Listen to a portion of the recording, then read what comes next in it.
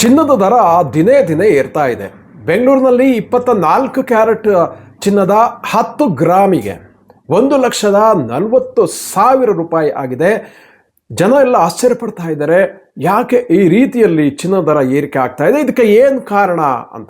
ಇನ್ನೊಂದಷ್ಟು ಮಂದಿ ಇದಕ್ಕೆ ಮೋದಿ ಕಾರಣ ಆಗಿರ್ಬೋದು ಅಂತಂದು ಹೇಳ್ತಾ ಇದ್ದಾರೆ. ಇದು ಬಹಳ ಹಾಸ್ಯಾಸ್ಪದ ಸಂಗತಿ. ಆದರೆ ಇದಕ್ಕೆ ನಿಜವಾದ ಕಾರಣ ಏನಪ್ಪ ಅಂತಂದರೆ ಗ್ಲೋಬಲ್ ಟರ್ಮಾಯಿಲ್, ಅಂದರೆ ಜಾಗತಿಕ ಮಟ್ಟದಲ್ಲಿ ಉಂಟಾಗಿರುವಂತಹ ತಲ್ಲಣಗಳು. ಮುಖ್ಯವಾಗಿ ಈಗ ಇತ್ತೀಚಿನ ಕಾರಣ ಅಂದರೆ ಅಮೆರಿಕ ಮತ್ತು ವೆನಿಜುವಲಾ ನಡುವೆ ಉಂಟಾಗಿರುವಂತಹ ದೊಡ್ಡ ಬಿಕ್ಕಟ್ಟು, ಜೊತೆಗೆ ಬೇರೆ ಇತರ ಕಾರಣಗಳು. ಈಗ ರಷ್ಯಾ ಉಕ್ರೇನ್ನ ಗಲಭೆ ಮುಂದುವರಿಯುತ್ತಿರುವಂಥದ್ದು, ಇಸ್ರೇಲ್ ಮತ್ತು ಪ್ಯಾಲೆಸ್ತೀನ್ ಮಧ್ಯೆ ಆಗಿರುವಂತಹ ಸಂಘರ್ಷ, ಗಲ್ಫ್ ಕಂಟ್ರೀಸ್ನಲ್ಲಿ ಆಗಿರುವಂತಹ ತಲ್ಲಣಗಳು, ಜೊತೆಗೆ ಅಮೆರಿಕದ US ಇಕಾನಮಿಯ ಒಂದು ಹಿಂಜರಿತ ಇರಬಹುದು.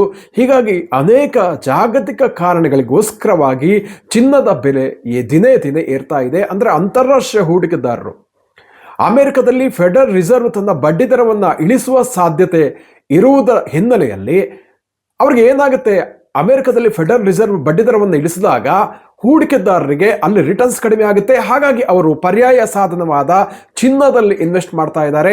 ಆ ಕಾರಣಕ್ಕೋಸ್ಕರವಾಗಿ ಚಿನ್ನದ ದರ ಏರಿಕೆ ಆಗ್ತಾ ಇದೆ. ಜಗತ್ತಿನಾದ್ಯಂತ ವಿಪ್ಲವದ ಪರಿಣಾಮವಾಗಿ ಸೆಂಟ್ರಲ್ ಬ್ಯಾಂಕ್ಗಳು ಚಿನ್ನವನ್ನು ದೊಡ್ಡ ಪ್ರಮಾಣದಲ್ಲಿ ಖರೀದಿಸ್ತಾ ಇದೆ. ಫಿಸಿಕಲ್ ಗೋಲ್ಡನ್ನು even Reserve Bank of India ಕೂಡ ಖರೀದಿಸ್ತಾ ಇದೆ.